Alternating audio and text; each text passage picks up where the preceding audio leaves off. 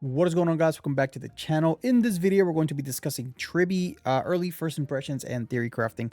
What do I think about this new upcoming Harmony character that we're about to get? She is very, very different than what we've seen before, but she has a lot of similarities with a lot of characters that we've seen before.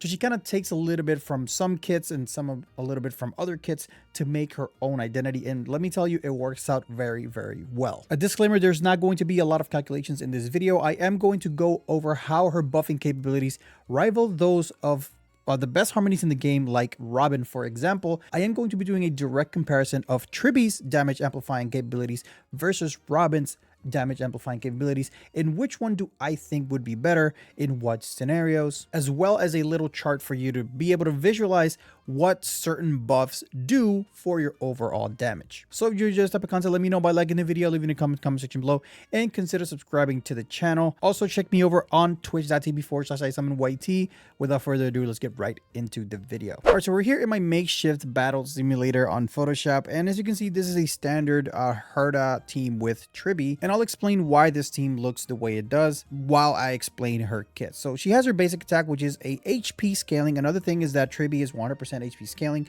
You don't have to worry about attack or anything like that. Her basic attack is a blast attack that hits the main target for some damage, and then the adjacent targets for some other damage. So one of the more unique basic attacks that we have in the game. Really, really good. Her skill is going to provide a buff to the entire team that increases their res pen for about 24%. And don't let this be like, don't let this fool you. It's actually a very, very high damage multiply increase, but I'll go more in depth in that a little bit further on in the video. Next up, we got her ultimate, which is going to create a zone and is going to damage the enemy's AoE. So it's going to hit everybody on the field, and everybody that's inside that zone is going to get increased damage by 30%, which translates to about a 30% vulnerability on the enemies, as well as while the zone is active, any hits that you perform on the enemies. So let's say you do the ultimate on Serval and you hit everybody on the field. Per instance of damage dealt by Serval, Tribbie is going to do an additional instance of quantum damage or additional quantum damage to all of the enemies, very similar to how Robin operates. And you're going to see a lot of comparisons to Robin because that is kind of like how the discussion is shaping out to be. Is she going to be able to replace Robin in some teams? And I guess you're going to have to make your own decision on that, but we're going to talk about that a little bit in more detail later on in the video. And then last but not least, he has her talent, which allows her to perform a follow-up attack that hits AoE whenever anybody on the team performs an ultimate. And now you can kind of see why this team looks the way it does. So Serval is a character that, even though it's a 1.0 character, is a release character, her ultimate comes along very frequently, and because of that is going to enable Tribbie to use a lot of follow-up attacks, and them both together are going to be able to stack Herda up to the moon. So Herda is going to probably stack so fast because of Serval and Tribbie that's why this team works so well. Obviously, Huahua is here for obvious reasons.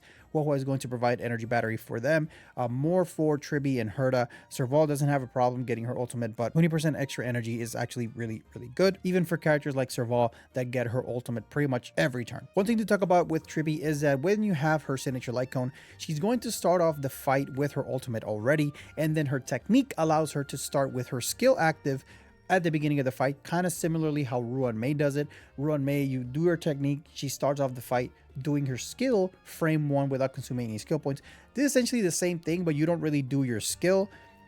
You just, the skill is already just active, you know? So by Tribbie starting with her ultimate and her skill, it allows her to have 100% uptime and also be +1 SP positive because she doesn't have to use her skill for the next 2 turns. She's probably going to end up using it on her 3rd turn when it runs out, and then by that point you are going to have your ultimate back up again. So she has 100% uptime. She has 0 downtime if you build her with the correct energy requirements, which is another point of comparison with Robin, because in between ultimates, Robin has slightly more like she has kind of like a turn or a half a turn of downtime depending on your character build. So you start to fight, everything's active, she's at full 100% capacity. You're going to do your skills and ultimates with Serval at the same time. Whenever you do an ultimate, Tribbie's going to follow up, Herda's going to do her ultimate, you're going to follow up, Huahua's going to energy battery everybody with the ultimate, you're going to follow up, and all of this is AoE follow-ups. So all of this is powering up Herda's enhanced skills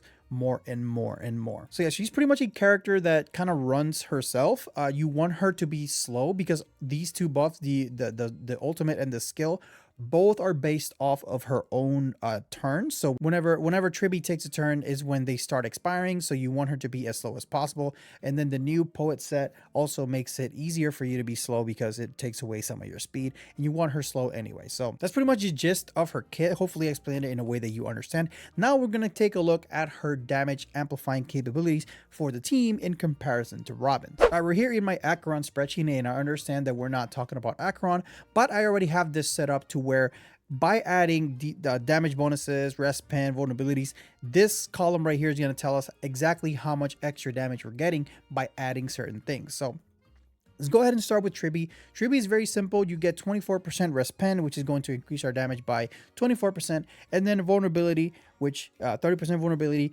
combined with our rest pen is going to increase our damage by 61.2%, which is a massive increase with just having the character on the team, because remember, she has 100% outtime. This is the damage amplifying capabilities that she has. Now let's reverse that, and then let's insert Robin into the mix.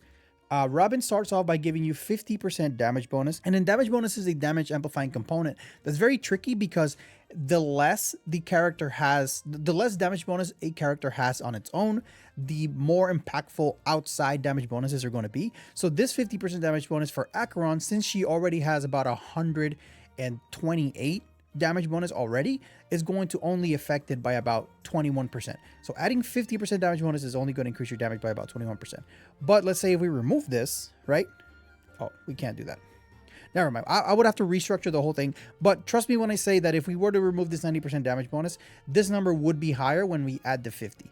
So it varies between character and character. But let's say for this particular scenario, we add 50% damage bonus, increases our damage by 21.8%. She also gives us 20% crit damage because it's not a follow-up attack, so it's 152. Boom.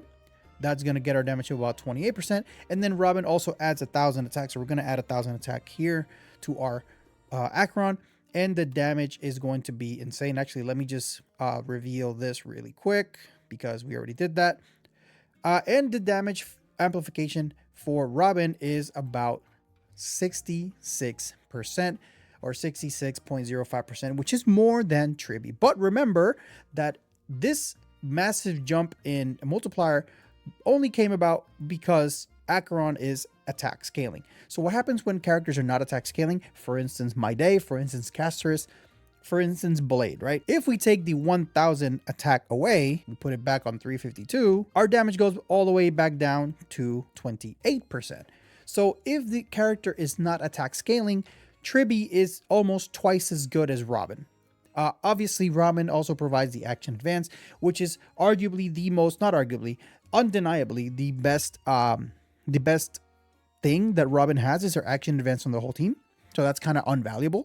However, when it comes to damage amplifying capabilities, just 24% rest pen and 30% vulnerability is going to almost perform the same as Robin's massive 1000 attack with the 50% damage bonus and the crit damage, and is going to be almost twice as good if the characters are not attack scaling. So just to give you a visual representation of how strong Tribbie's buffs are. And now as a little bonus towards the end of the video, we're going to talk about vulnerability versus defense shred versus rest pen, and then what do we get when we combine them all together. This is a chart that a lot of you that have watched my previous def shred versus vulnerability video, if you haven't, I highly recommend go check that out. It's very, very good to explain the difference between vulnerability and defense shred. And at the same time, I'm kind of explaining rest pen and defense shred at the same time, because rest pen and vulnerability kind of work the same way. They're both a 1-to-1 conversion in damage, as opposed to defense shred, which only start performing better at about 90%. And I know a lot of people romanticize defense shred, and it is very, very good, very, very strong. But defense shred is it gets better the more you stack, and it's only better if you can stack up to 90% and above. And for this, I'm only talking if you're only stacking defense or only stacking vulnerability. So using this chart, you can see that if you stack 10% defense shred versus 10% vulnerability and rest pen beat it. They beat it at 20, it beats it at 30, 40, 50, all the way up to 90%. It's about where it starts to, defense shred starts outperforming. However, the very interesting thing is that if you put them all together, if you add 10% vulnerability, 10% defense, 10% rest pen, you get 28% damage increase, which is better than just like adding 30 of this one. Hopefully it makes sense. If you start combining them, however, if you add 20% vulnerability, 20% defense shred, and 20% rest pen, you get 61%. And you get 101% if you just add 30 of all of them, right? So if you add 30 of vulnerability, defense shred, and rest pen, you already have 101%, which is greater than 30 of this, 30 of that, or 30 of that, like by themselves. So hopefully this kind of explains it. This graph is another visual representation. You kind of don't see vulnerability and rest pen because they're together. They're pretty much the same exact line. The yellow line is going to be defense, and it goes up in a line. Remember that the more you have, the higher the impact is. But look at this short little green line, and this is going to be when you use them together, how much more damage multiplier you are going to get. You go pretty much straight up. So hopefully I was able to explain all this in a way that you guys can understand it, and in a way that's easy to digest. Let me know in the comment section below if I did a good job explaining this. Let me know what you think about Tribbie in the comments as well. And that's going to be it for this video, guys. Until next time, see ya.